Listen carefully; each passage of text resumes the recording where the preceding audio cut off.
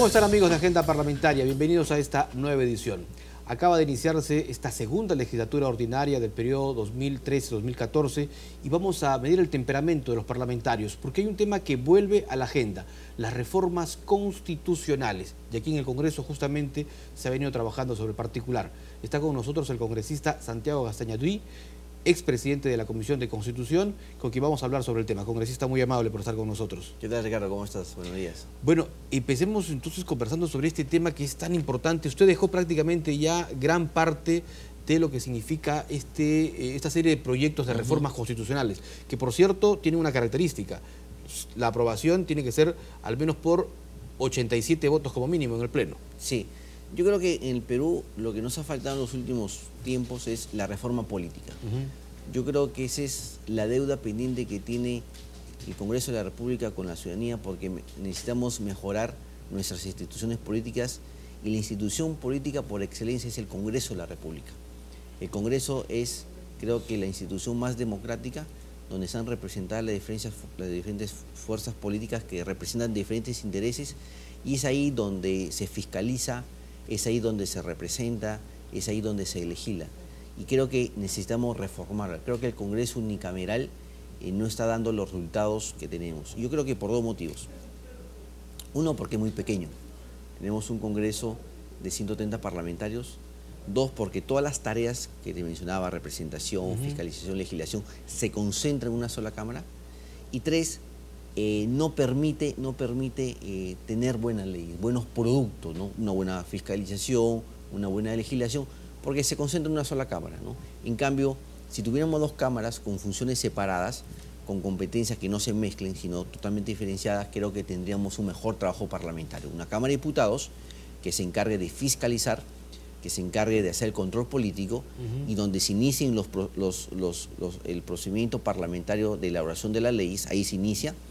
Una Cámara de Senadores, una Cámara revisora, que se encargue también de la designación de los altos funcionarios. Por ejemplo, ese es un tema que todavía no hemos cumplido en el caso del Tribunal Constitucional y la Defensoría del Pueblo, y que también se discutan las grandes políticas nacionales, que vengan los ministros de Estado a exponerle al país y que se revisen justamente las políticas como tema de seguridad ciudadana, la política económica, de tal manera que el Congreso tenga una mejor distribución, tenga una mejor representación, y también donde cada Cámara esté representando intereses distintos. Cámara de Diputados que representen las regiones y una Cámara de Senadores que representa el conjunto de la nación, ¿no? Claro, en el caso de los diputados, ¿cómo sería el mecanismo de elección y también en el Senado? Yo creo que en caso de Cámara de Diputados debe continuar como lo tenemos hasta ahora, por distrito electoral múltiple. Correcto. Ahí podemos cambiarlo si es uninominal o en todo caso por regiones. Eso podría ser objeto de una discusión. Y senadores sí tiene que tener otra visión, una visión más amplia, una visión de país, donde, como te digo, donde no solo se revisen las normas, donde no solo se elijan las altas autoridades del Estado, sino también se discutan las políticas públicas que emita el Poder Ejecutivo. Yo coincido con usted y seguramente muchos de los televidentes en que el Congreso necesita pues dos niveles, ¿no? Una Cámara reflexiva, que sería el Senado, y una Cámara de los grandes proyectos y debates, que sería la de diputados. Pero, sin embargo, esta propuesta no es muy popular. Así es. La gente no lo ve bien porque dice, eso significaría mayor presencia de congresistas, mayor número de legisladores y mayor gasto. Mayor gasto. Pero no necesariamente el ahorro significa lo mejor, significa lo bueno. A veces también el ahorro significa que tengamos productos malos. Entonces no hay que medir el tema de las dos cámaras por un tema económico, simplemente si voy a gastar más o menos. Hay que medirlo en su integridad, hay que medirlo en una relación costo-beneficio. Entonces, ¿qué cosa me produce mejor? Porque acuérdate que el destinatario final de la ley, ¿quién es? Es el ciudadano. Efectivamente. Entonces, con una buena ley le puedo mejorar la vida al ciudadano. Con una mala ley le perjudico la vida al ciudadano. Hemos tenido leyes malas en las cuales hemos entorpecido justamente la actividad económica, la actividad productiva. En cambio, si tuviéramos buenas leyes, eso puede incentivar a que tengamos mejores iniciativas y finalmente el ciudadano se vea beneficiado. Gaztañaduy, en ese aspecto, el documento que usted deja, o el proyecto, la propuesta de reforma de bicameralidad que usted deja en la Comisión de Constitución, establece qué número de representantes por cada Cámara. Al final se aprobó que sea 130 diputados y que sea 30 senadores, ¿no? O sea, se mantiene el número de diputados con el actual Congreso unicameral y se estaría elevando solo a 30 el número de senadores, con lo cual me parece que es un número razonable. Si nosotros lo comparamos con la región, vamos a ver en la región como Argentina, como Colombia, donde el número de congresistas es mucho mayor.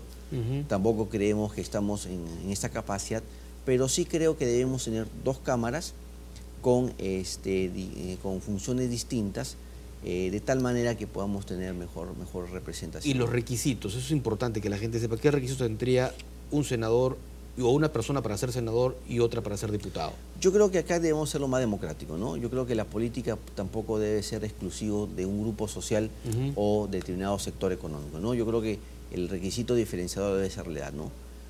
Para diputados, tal como se mantiene hasta ahora, 25 años, y para senadores 35 años, ¿no? Ajá. Ahora, junto con este tema de la bicameralidad hay otro, que es el del voto preferencial, porque habría que establecer bajo qué mecanismo se elige también a los representantes. Claro, por distrito electoral múltiple o por distrito electoral nacional, pero también está la otra figura. Usted, por ejemplo, es hijo del voto preferencial. Así es. Pero los grandes líderes políticos están contrarios al voto preferencial. Sí, si bien es cierto, nosotros los actuales parlamentarios somos hijos del voto preferencial, pero yo no estoy de acuerdo con el voto preferencial porque eso genera problemas al interior del partido. En vez que en los procesos electorales la competencia sea entre partidos, con el voto preferencial la competencia se desarrolla al interior del partido. Y hemos visto, por ejemplo, que las discusiones, en vez de que sea entre un partido A con un partido B, donde se discutan los planes de gobierno, resultan que las discusiones es al interior del partido. Es más, muchas veces la propuesta que hace el candidato, en este caso al Congreso, es muy diferente a la que ha lanzado el partido, digamos, para las elecciones presidenciales. Entonces hay un divorcio, digamos, en estas propuestas, porque se ha llegado a establecer, si tienes 130 candidatos, tienes 130 propuestas distintas. Entonces no hay esa comunión, no hay esa comunicación que debe existir entre la propuesta presidencial que lleva el candidato presidencial con la propuesta que lleva el Parlamento. Nosotros, como Parlamento, si bien es cierto, somos un poder independiente, pero cuando uno postula por un partido, se entiende que el presidente de la República postula también con sus congresistas, porque necesita tener una mayoría en el Congreso que le dé una estabilidad en el momento de gobernar. Entonces, yo no puedo tener una propuesta distinta a la propuesta justamente de mi candidato presidencial. Con el voto preferencial sucede lo contrario. Con el voto preferencial tenemos que cada candidato al Congreso presenta su propia propuesta, y como te digo, también sucede que al interior del propio partido se generan conflictos. Entonces hay que evitar eso, y además que no necesariamente llegan los mejores, llegan los que tienen más recursos, los que tienen más dinero. Tema, ¿no? ¿Por qué? Porque el que aporta más tiene una mejor ubicación. Así es. Entonces se vuelve una democracia plutocrática, una democracia del dinero, una democracia de los recursos económicos. Entonces acá no se gana por propuesta quien presenta la mejor propuesta del candidato presidencial, sino quien tiene la mejor posibilidad de digamos, estar en los medios, pero regalar cosas. ¿El voto por lista no genera también que se perpetúen las grandes cúpulas en las primeras ubicaciones? Para eso en el tema de la reforma electoral tenemos que conjugar varias reformas. Eliminamos el voto preferencial, es cierto, pero también tenemos que fortalecer la democracia interna. Ahí, por ejemplo, sí tendríamos que establecer algún mecanismo para que la OMPE, la Oficina Nacional de Procesos Electorales, intervenga en el proceso de elecciones internas, de tal manera que democratice, digamos, la elección de los candidatos. Como en Chile, ¿no? Que antes del proceso electoral hubo procesos internos en cada partido. En todas las democracias, en Estados Unidos, también, en todos los países civilizados, siempre antes de una elección se proceden a las primarias, ¿no? Cada partido hace elecciones al interior de su organización para justamente sacar sus candidatos, ¿no? Entonces acá hay que fortalecer la democracia interna a través de los organismos electorales, en este caso la OMPE. ¿Qué otra, digamos, reforma se necesita para también fortalecer a los partidos políticos? Porque aquí, por ejemplo, se aprobó también el tema del financiamiento. Esa es otra de las reformas. Si bien es cierto, el financiamiento público directo está desde la aprobación de la ley 2004, si mal no recuerdo, pero lo condicionaba a la posibilidad de la caja fiscal. Y como no es un tema tampoco popular, ninguno de los gobiernos que hemos tenido de la época del presidente Toledo hasta la actualidad, ninguno de los ministros de Economía y Finanzas ha querido darle los recursos, digamos, a los partidos políticos. Entonces, con la modificatoria que nosotros hemos hecho, hemos considerado que sea obligatorio. El Ministerio de Economía y Finanzas tiene que otorgarle a la OMPE de manera obligatoria estos fondos para que la OMPE lo pueda distribuir entre todos los partidos que han obtenido una representación en el Congreso. La OMPE ha hecho un estimado que está alrededor de los 60 millones de soles en los 5 años para todos los partidos políticos que tienen asiento en el Congreso, con lo cual significa más o menos 12 millones de soles por año. Por año. Si solo comparamos con lo que cuesta una elección de revocatoria, es mucho menos. Una elección de revocatoria, si mal no recuerdo, está por el orden de los 100 millones de soles. La última que la última Susana Villarán, ¿no? En Susana Villarán, frente a los 60 millones que costaría financiar a los partidos políticos. ¿Para qué sirve ese financiamiento público? Para este tema de organización, contratar locales, para el tema de lo que es capacitación, preparación de cuadros. Entonces yo creo que este financiamiento público directo va a fortalecer a los partidos y sobre todo que va a alejar a los partidos políticos de estos poderes fácticos, ¿no? Grupos económicos. Los grandes mecenas. Los grandes mecenas. ¿No? Que después te pasan la factura. Que después te pasan la factura. O sea, tú respondes a quien te financia. Si a ti te financia, digamos, un grupo de poder económico, tú vas a representar los intereses de ese grupo de poder económico. Los alejas del terrorismo, que alejas del narcotráfico, de la minería ilegal, del contrabando. Entonces, le das la autonomía suficiente a los partidos para que puedan, digamos, realizar todas sus actividades.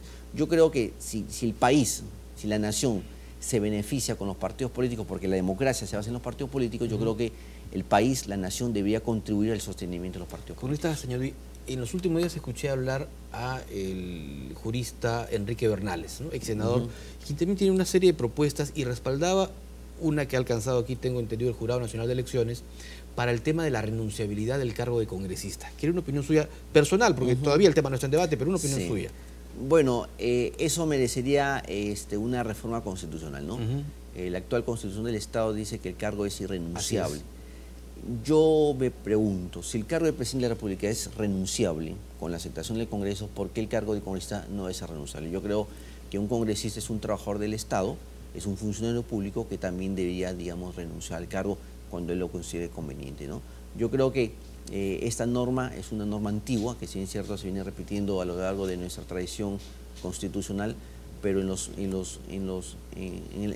las actuales circunstancias, donde el congresista no deja de ser un servidor, yo creo que también tendría la posibilidad de renunciar, digamos, al cargo de parlamentario. Y sobre todo ahora que se vienen elecciones municipales y regionales que algunos quisieran mantener presencia en sus localidades. Sí, porque muchos de los parlamentarios se dan cuenta que no tienen, digamos, la facilidad que tuvieran, digamos, en otra estructura del Estado, ¿no? El Parlamento de por sí es un órgano deliberativo, no es un órgano ejecutivo, no es como el presidente de la República, no es como un ministerio, no es como un órgano local, como un órgano regional, en la cual sí son órganos ejecutivos y que les permite justamente gastar, hacer obras. El Parlamento no hace obras, es un órgano deliberativo, acá es un órgano de discusión. Entonces hay gente que de repente no está dentro de su verdadera vocación, ¿no? Entonces yo creo que si alguien que se da cuenta que el Parlamento no está en su vocación, habría que darle la posibilidad de que renuncie y darle la posibilidad de que entre el accesitario, ¿no? Correcto, un gusto, congresista, haberlo tenido aquí, habernos traído nuevamente en agenda este tema, porque vuelve nuevamente en las columnas de opinión, principalmente de los diarios, sobre el tema de las reformas constitucionales. Y yo creo que, como te decía, va a ser un tema importante porque esos son los temas que nos ha faltado. Hemos reformado la Constitución del Estado, hemos reformado el tema económico, el Perú sigue creciendo, pero nos falta el otro lado, lo que da la sustentabilidad justamente a nuestro aparato productivo, que es las reformas políticas, ¿no? Y esto pasa por reformar este poder del Estado, que es tan importante para la vida democrática y también justamente a los partidos políticos. Muy amable. El congresista Santiago Gastañatui, representante por la región Piura de la bancada nacionalista de Gana Perú, estuvo aquí en Agenda Parlamentaria por el canal del Congreso.